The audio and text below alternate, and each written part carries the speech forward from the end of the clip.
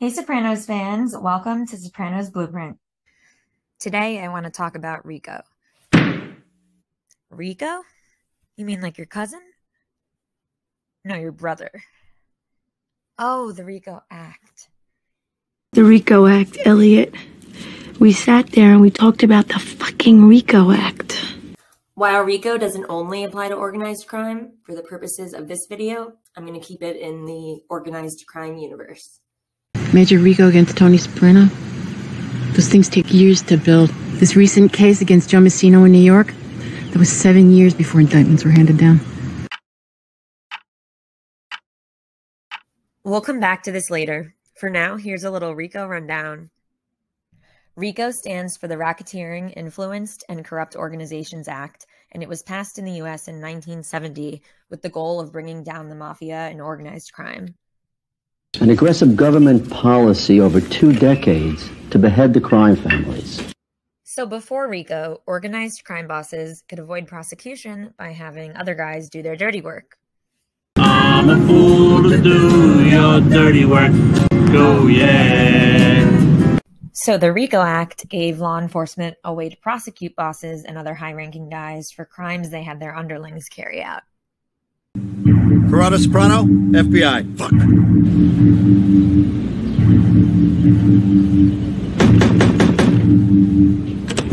Are you Lawrence Parisi?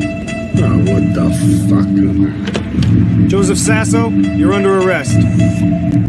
Junior Soprano, alleged boss of the New Jersey crime family that bears his name, was indicted today on federal racketeering charges. An alleged offender may be charged under RICO if both of the following conditions are met. First, the alleged offender violates at least 2 of 35 specific statutes within 10 years, and the legal violations are linked in some way. The feds are a business, Anthony.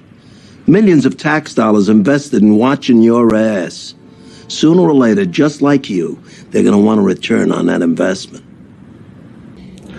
The predicate's up the ass, a fucking RICO case, dirty to life. And what are some of those offenses?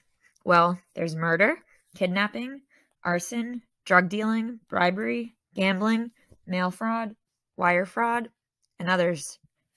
Well, they could try me in a simple mail and wire fraud, but they're holding out. They'd rather fold it into a major RICO.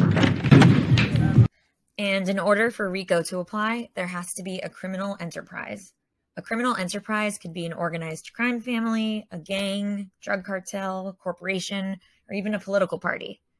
The enterprise just has to be a discrete entity as opposed to an individual. You ever feel bad about any of this? What do you mean? For example, Tony Soprano could be charged under the RICO statute through the criminal enterprise of the DeMeo family. And something especially dangerous in this new era of RICO? I think it's drug trafficking. Oh! And I think that ruined everything. You're looking at a mandatory 35 to life in prison. Because of RICO, many individuals facing these charges decided to flip and cooperate with prosecutors in the hopes of getting immunity or a reduced prison sentence. So RICO became a real problem for the mafia, because guys facing prosecution started ratting on each other and becoming government witnesses or confidential informants. They had me, Tony. I've heard that's where I was going away for pushing H. Code of silence or the omerta or whatever you want to call it just went by the boards. And for an example of someone facing RICO charges who decided to cooperate with the government, yep, you guessed it, Big Pussy Bompancero. Checks out. Puerto Rico, the clinic, all that shit when I get down. Well, I guess Puerto Rico wasn't a complete lie, just the Puerto part. RICO, on the other hand, was definitely in play. An airline ticket from the Scatino bus stop. Tony made the guy order blocks of these things through the sporting goods store. I'll put it on file. You could use it as probable cause for a warrant, couldn't you? Evidence of extortion, intent to defraud. Those are RICO predicates, right? Under RICO, a defendant's assets can be frozen until the case is resolved, like here with Johnny Sack. FBI! Open up!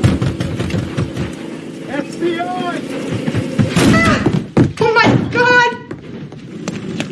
Talk about frozen, huh?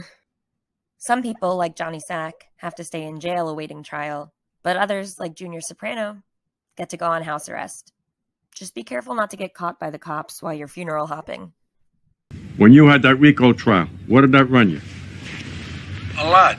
One example of someone in the DeMeo family who was charged under the RICO Act is Tony Blundetto. The reason he went to prison is he got pinched hijacking a truckload of Betamaxes in '86. And they hooked him up with a RICO when he got 17 years.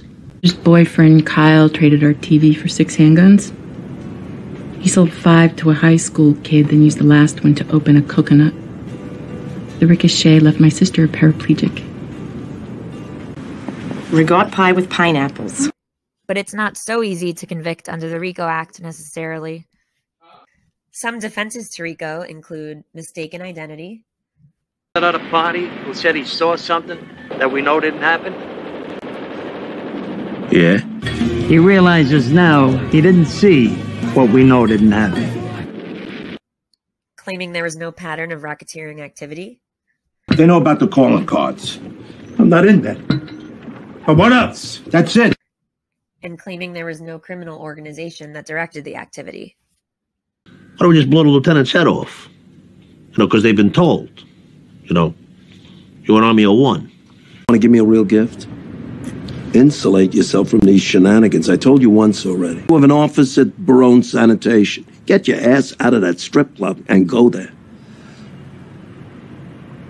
Another RICO defense includes claiming that the group of people being investigated for RICO violations are more of a loose association of individuals rather than an organized, structured criminal enterprise. Or in other words, family. I told you. They're a glorified crew. They make anybody and everybody over there. Guys don't get their finger pricked. There's no sword and gun on the table. This is not a legitimate defense strategy, however. Wife and 2 kids, performing a civic duty we should all take part in. We know you do the right thing. What can I do for you? You had to have your cheap headline, huh? Can you really not be aware we've been building a RICO case against Tony Soprano for 5 fucking years? Major RICO against Tony Soprano? Those things take years to build. This recent case against Joe Messino in New York, that was 7 years before indictments were handed down. 1, 2, 3, 4, 5, 6, 7. 7? So who's been convicted under the RICO Act in real life? Well, in the Mafia Commission trial, which took place in the U.S. District Court for the Southern District of New York from 1985 to 1986, the heads of the 5 families in New York City were indicted under RICO on extortion, labor racketeering, and murder charges. And 8 of those guys were convicted and received 100-year prison sentences in January of 1987. And then there was John Gotti. Though he avoided conviction in the 1980s, earning him the nickname Teflon Don, he was sentenced to life in prison on June 23, 1992, after being convicted on 14 charges of conspiracy to commit murder and racketeering. You know, he rang that bell the whole way home.